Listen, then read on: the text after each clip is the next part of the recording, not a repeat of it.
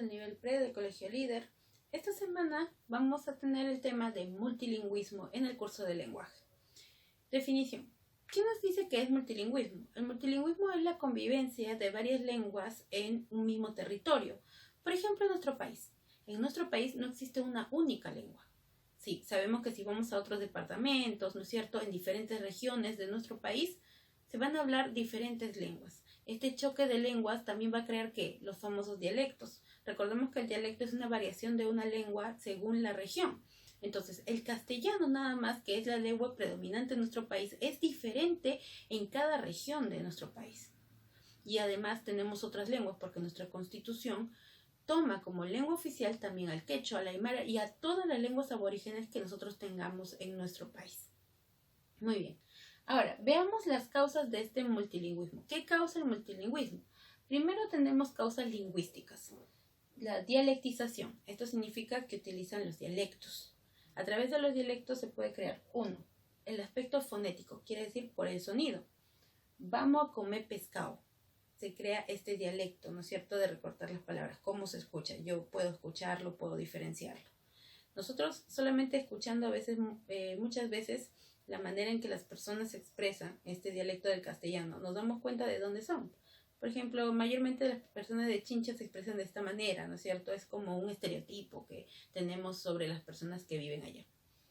Morfológico. Morfológico significa por la forma. Quiere decir que cambia la estructura de las palabras. Arribita nomás espera. Cambia la palabra arriba. Arriba nomás espera, no, por arribita.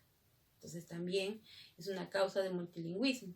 Mayormente esto de los diminutivos se da en la sierra. Sintáctico. Sintáctico es alterar la oración. En el mercado de verduras voy a vender. Lo correcto sería voy a vender, en el mercado verduras voy a vender. Voy a vender verduras en el mercado. Eso sería lo correcto en la oración. Pero ellos cambian la estructura. Mayormente esto se da en la gente de la selva. Veamos. Ahora, lo no lingüístico que causa el multilingüismo. En lo no lingüístico tenemos la invasión. Por ejemplo, lo que nos sucedió a nosotros con España, ¿no es cierto? Al llegar ellos se establecieron, entonces hubo un choque también de lenguas, tanto porque el quechua era la lengua oficial de Tahuantinsuyo y ellos venían con el castellano, entonces este choque a través de la invasión también creó un multilingüismo en nuestro país. La migración, la constante migración, por ejemplo, en el gobierno de Odría, su famoso ochenio, se dio una masiva migración del campo a la ciudad, entonces también lo que venían de sus propias lenguas, de sus pueblos, al traerla aquí con sus costumbres también hubo un choque también. La pluriculturalidad. Esto es importante porque nuestro país es el gran ejemplo de ello. Existen diferentes culturas y hay un choque constante por la migración, porque las personas se casan de diferentes culturas y esto nace como una tercera cultura para el hijo que también va educando a sus demás descendientes. Entonces eso es importante y lo que crea el multilingüismo. Ahora, veamos las consecuencias de este multilingüismo. En la parte lingüística, vemos la diglosia. La diglosia es la subordinación de una lengua por otra. Por ejemplo, lo que ha sucedido con nuestras lenguas aborígenes. Debido a que el castellano es lo que más se utiliza, se está dejando de lado lenguas que son propias de nuestro país para utilizar este sistema de comunicación. Porque cuando yo quiero comerciar y pertenezco a un pueblo pequeño en la sierra o en la selva, voy a tener que aprender castellano sí o sí para poder comunicarme de manera apropiada, porque es lo que predomina en nuestro país. Ahora, el interlecto, interferencia de una lengua materna por otra. ¿Qué quiere decir? Yo quiero aprender una nueva lengua, pero la lengua materna siempre está perenne y debido al choque de ellos hay una confusión a la hora de que yo trato de expresarme. Por ejemplo, vamos a comer en la mañana. Vamos a comer. En vez de decir comer, porque todavía está latente allí la lengua materna. Ahora, bilingüismo. El aprendizaje de dos lenguas forzadamente. Debido a esto, igual que la diglosia, necesitamos comunicarnos. En la diglosia se subordina hasta el momento en que vas a dejar de lado la lengua materna. Mientras que en el bilingüismo es importante, ¿no es cierto?, que las dos sigan predominando.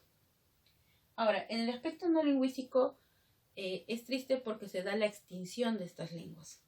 Tenemos ejemplos como el puquina, el cuye, el mochica, entre otras que ya no se están hablando en nuestro país debido a que las personas que lo hacían pues ya eran muy viejitas, entonces iban muriendo y estas iban desapareciendo. ¿Por qué? Porque sus nietos no se interesaron por mantener vivas estas lenguas.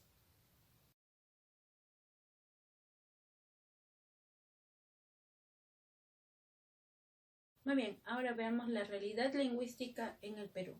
Según el artículo número 48 de la Constitución de 1993, el Perú reconoce al castellano como idioma oficial en los países, en las regiones donde predomina, y también al quechua y el aymara y todas las lenguas aborígenes de nuestro país. Entonces nosotros, aparte de tener dialectos, tenemos muchísimas lenguas en nuestro país. Muy bien, ahora veamos primero las lenguas no amerindias. Las lenguas no amerindias son las lenguas que obviamente no son propias de América. La lengua que predominó en América del Sur fue el quechua, gracias a que el Tahuantinsuyo abarcó muchos países cuando fue imperio aquí.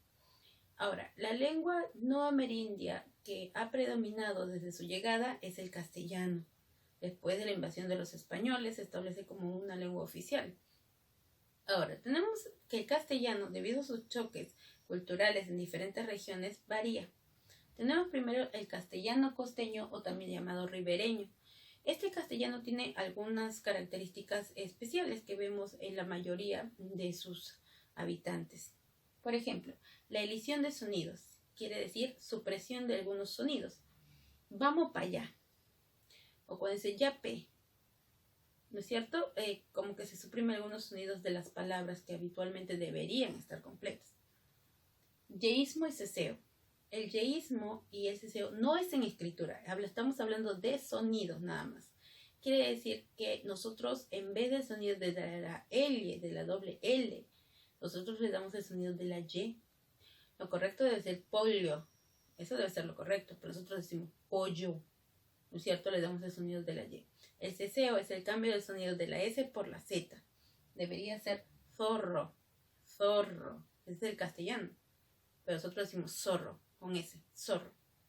Entonces, ese es el ceseo. Ahora, el uso de aumentativos.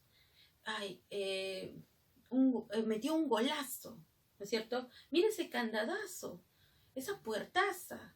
Utilizan mucho los aumentativos. Ahora, tenemos el castellano andino. El choque con la región de la sierra tiene las siguientes características. El uso de diminutivos, como estábamos mencionando, y los artículos antes de los nombres, lo cual, según la RAE, no es lo adecuado. Tenemos aquí, la María, Ayacito nomás vive. La María, no, lo correcto es María, sin artículo. Los nombres propios no llevan artículo. Ayacito, utilizan mucho los diminutivos. Aquisito también, ¿no es cierto? El doble posesivo. Su casa de mi papá. Su casa de mi papá. Doble posesivo allí. Debería ser lo correcto, la casa de mi papá, ¿no es cierto? Pero ellos utilizan el doble posesivo muchas veces. Ahora, tenemos también la combinación del adverbio del lugar con preposición. Nos encontramos en su atrás del colegio. En su atrás. Eso es una preposición. Estaría de más. Nos encontramos atrás del colegio para señalar un lugar, adverbios de lugar, un lugar en específico. Pero muchas veces utilizan lo que viene a ser las preposiciones de más. Ahora, el castellano amazónico. El castellano amazónico nos dice el doble posesivo al igual que el castellano andino. Su hijo de su mamá. Su hijo de su mamá. Doble posesivo. La F por la J y la J por la F. Le cambian los sonidos a estos dos. Del Juan, en vez de decir Juan, del Juan, su hermano se fue, en vez de decir se fue, ¿no es cierto? Utilizan mucho la J, por eso es característico de las personas de la selva. Artículos antes de los nombres, al igual que los andinos. Sería el Pedro, la María, la Juana, ¿no es cierto? Que dicen allí. Entonces, esto, como vemos, son algunos de los choques del castellano con las diferentes regiones. Muy bien, ahora vamos con las lenguas amerindias, quiere decir lenguas que son propias de América. Tenemos nuestras lenguas andinas, dos familias. La familia quechua, donde tenemos el norteño, hay quechua norteño, quechua central y quechua sureño, donde está la mayor cantidad de hablantes. La familia aru, donde está el aymara, que era otra lengua muy importante durante el imperio del Tahuantinsuyo. la lengua Jakaru, que está entrando en procesos de extinción, y el Cauqui. En las lenguas amazónicas existen 16 familias. Como vemos, hay más variedad. La familia Arawak, donde está la Muesha, la Xáninca, que es otra de las lenguas más habladas de la parte amazónica, el Mashigenga. La familia Jíbaro, está la Guaruna, o también llamado Aguajún, que también es otra de las lenguas más habladas, el Huambisa. En la familia Pano tenemos al Amahuaca, a Shipibo Conibo, el Shipibo también es otra de las que tiene mayor número de hablantes, y el Cashibo. Algunos datos sobre el quechua y las lenguas amazónicas. El quechua es trivocálico, solamente tiene 3 vocales, la A, la I y la U. Además también utiliza mucho lo que viene a ser el acento en las palabras graves. Huanca, por ejemplo. Casi la mayoría de sus palabras son graves. En la estructura de su oración, de nosotros, por ejemplo, lo normal es sujeto, verbo, objeto, ¿no es cierto? De ellos es sujeto, objeto, verbo al final.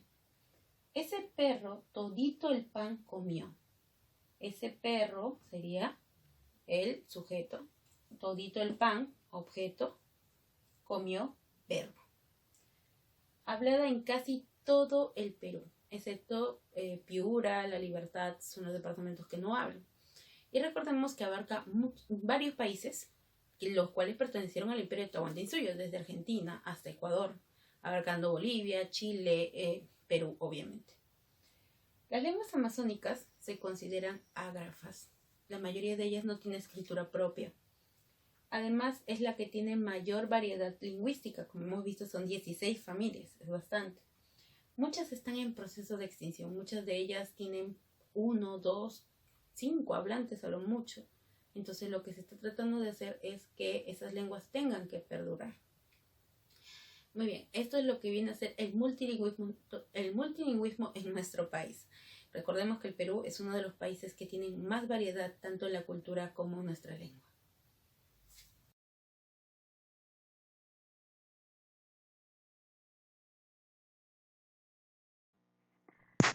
Muy bien, chicos, vamos a comenzar con las preguntas de multilingüismo de la parte del lenguaje. Muy bien. Veamos, ¿qué es el multilingüismo? Ya, la primera pregunta es pupiletras y eso lo resuelven ustedes. ¿Qué es el multilingüismo?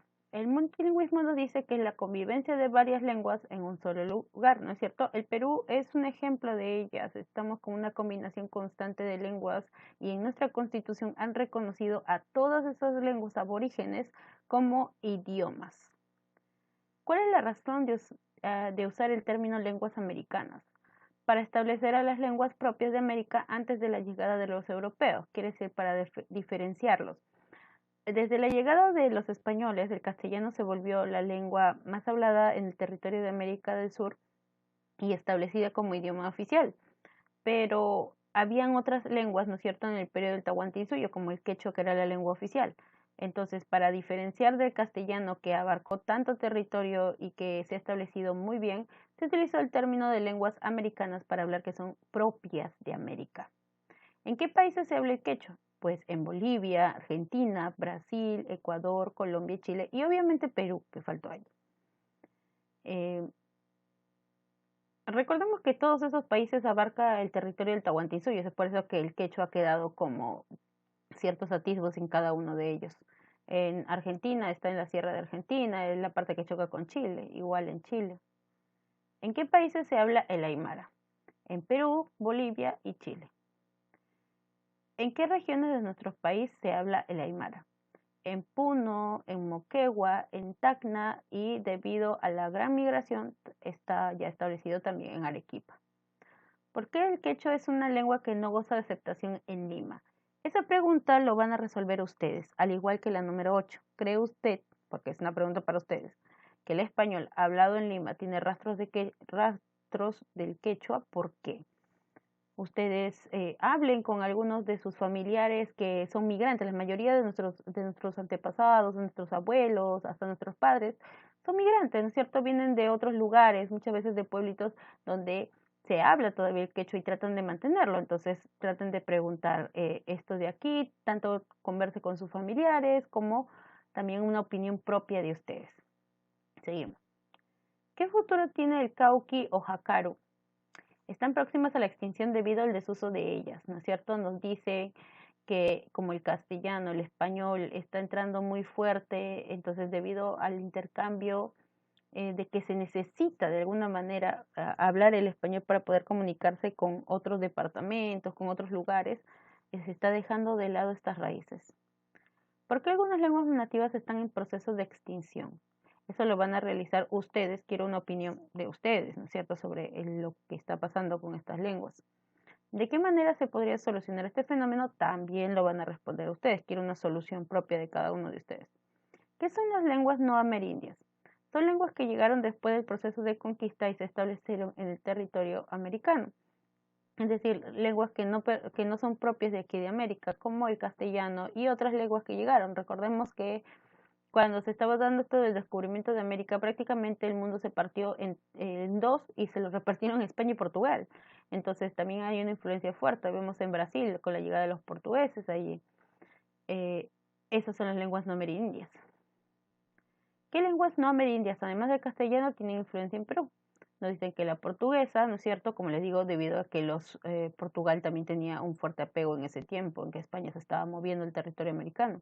La china, recordemos que los chinos llegan en ese proceso republicano, los chinos culíes, no sé si se acuerdan, en historia, que llegaban como mano de obra muy barata porque los negros no trabajaron en la era del guano, sino que fueron los chinos.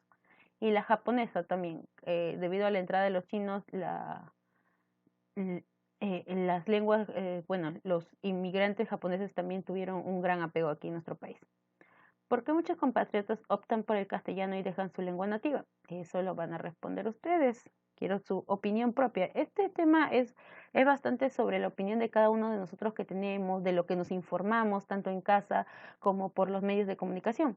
Y la quite también. Lingüísticamente, ¿se podría hablar de lenguas superiores a otras? ¿Por qué? Quiero que respondan ustedes. Quiero que pregunten a sus familiares, como les digo, que hayan sido migrantes y conocen a personas que todavía también hablan el quechua. A la vez sería interesante que también establezcan esas respuestas a través de ellos.